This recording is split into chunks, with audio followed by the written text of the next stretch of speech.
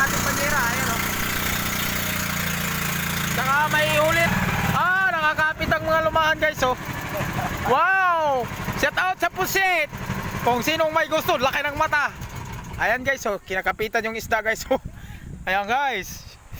Yeah. Ayan guys oh. Guys, baka gusto nyong pusit dyan. Ayan, nakakapit pa siya. Oh, nakatakaw pa ng ano, 4 na pirasong lumahan guys oh. Ayan oh. Saan na yan ang huli namin guys, kakalahati guys.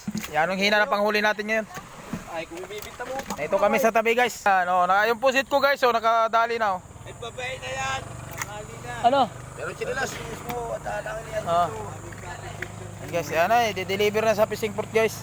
Oh, ayun nga, bahala kayo. Oh, pero angatin muna natin. Sige guys. Ito, inabuhat na, kakalahating banyera guys. Kawawa naman. Kulang pa pang konsumo sa bangka guys. Oh, ito.